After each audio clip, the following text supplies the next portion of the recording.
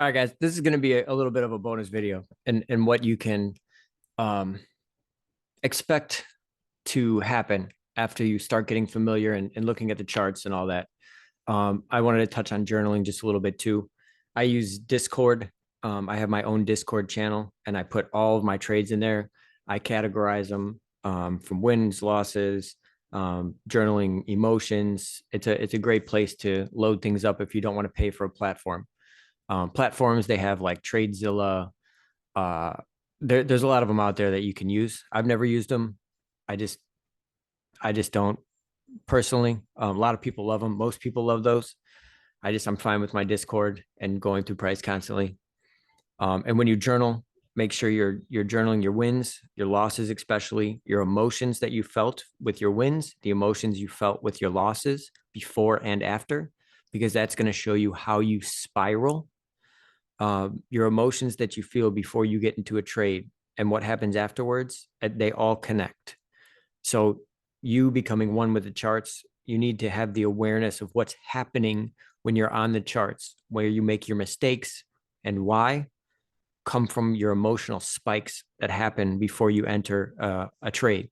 If you're confused, you're not sure what's going on, um, then that's not a time to enter a trade. You want conviction, you want confirmation of direction, and then you want to execute.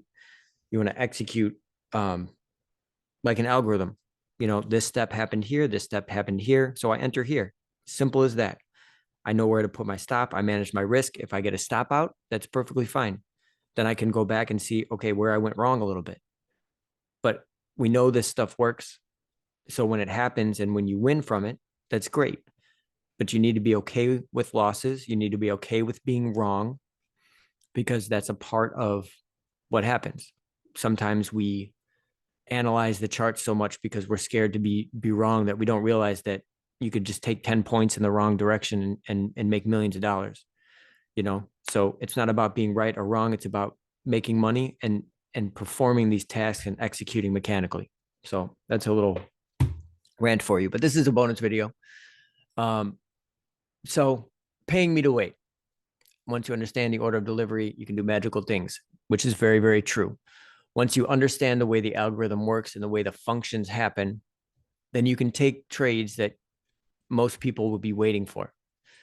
So what I mean, and little examples of it, once you get really good at this phase, is when you can see an accumulation and the buy side taken. So order of delivery is happening. We've got buy side, then we've got sell side, then we've got a retracement to fair value to sell, fair value for selling. That's where our entry comes in. But if we understand the order of delivery, we trust that our key levels are lower, for example, and we understand the order of delivery that we are in a buy side and a sell side.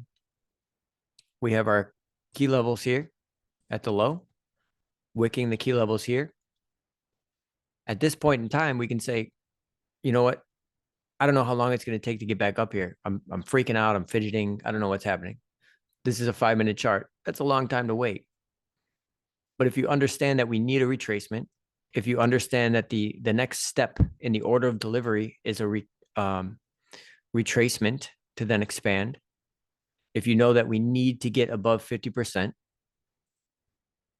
not need to, we prefer it to then sell. We know that we have a breakaway gap and a directional gap in here that we could possibly turn around from. Then we can stay on this time frame or go on a lower time frame because our retracement is now confirmed. Order of delivery and overall order flow is confirmed here because we have buy side and then we have sell side, which is a bearish dealing range. Our retracement happening is confirmed here because we're failing to expand lower anymore. We're wicking the bottom. We're wicking the 3 candle swing low. So we can now take this trade as a retracement trade to then sell, buy to sell.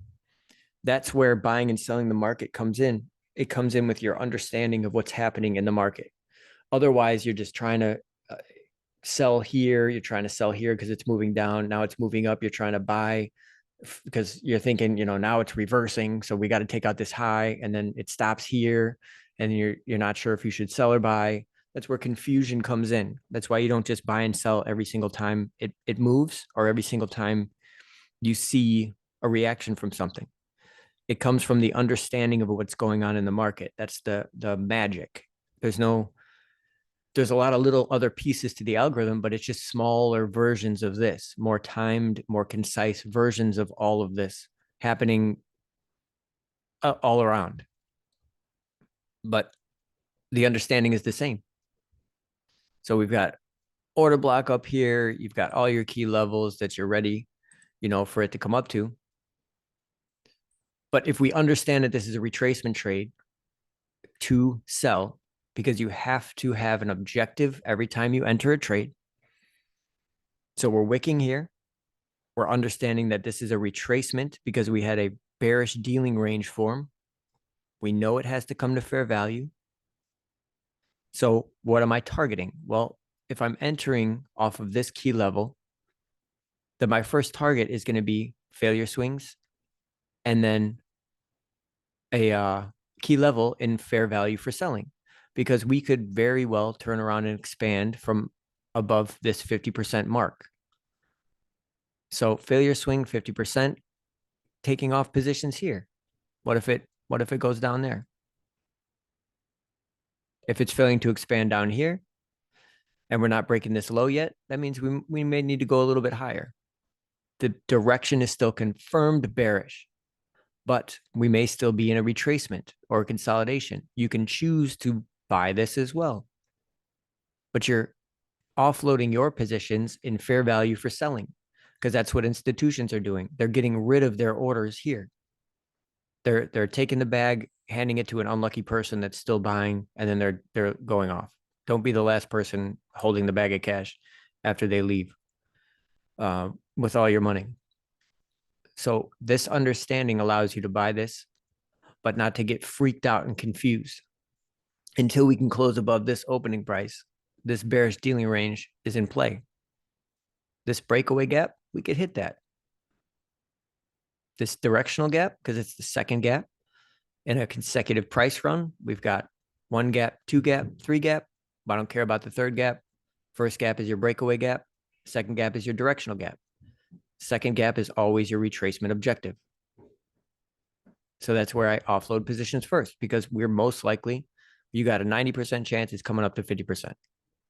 Any higher, 80, 70, keeps going there. Low hanging objective is here. Then when you enter your sell, your targets change, because now you're in line with order flow.